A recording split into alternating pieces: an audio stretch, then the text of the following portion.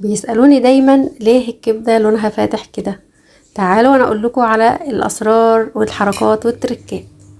نسمي الله ونصلي ونسلم ونبارك على سيدنا محمد وعلى اله وصحبه وسلم، وان شاء الله ربنا يبارك فيما بين ايدينا ان شاء الله. معانا 3 فصوص توم، 2 فلفل سبايسي، طماطمايه وفلفلايه خضراء. وطبعا بعد الخبطتين دول انا قطعت الطماطم وجهزتها. واضح جدا ان النور قطع. الله ينور ايامنا يا رب. معانا توابل ايه؟ كمون، كزبره، فلفل اسمر وشويه ملح فقط لا غير، مش عايزين اكتر من كده.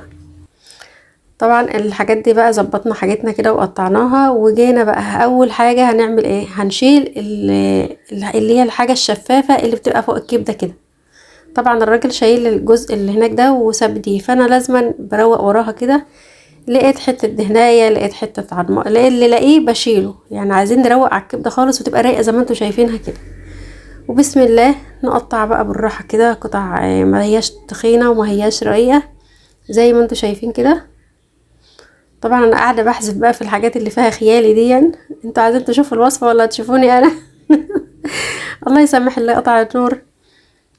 هنقطعها قطع متوسطه، ونيجي على التركه التانية اللي بتخلي لون الكبده فاتح.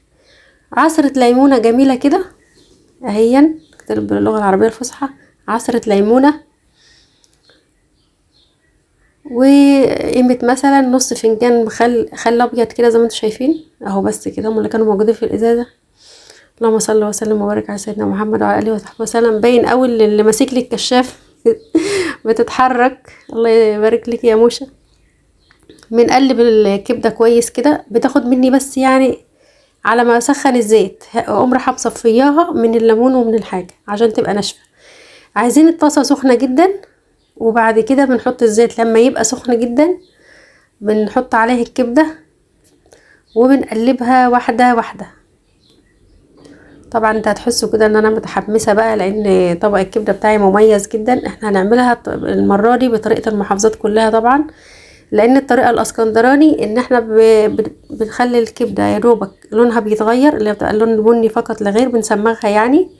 وبعدين بتحط عليها شويه توم وشويه التوابل اللي احنا قايلين عليهم، وبتطلع بره الطاسه وبتحط عليها عصره ليمون. هي دي بقى الكبده الاسكندراني. انما الكبده اللي انا بعملها دلوقتي دي الكبده اللي هي الموفره بقى، اللي بتاكلها بقى وتقعد بره بقى في سندوتشات والحاجات دي، وبتلاقي بقى فيها البهريز والحاجات الحلوه.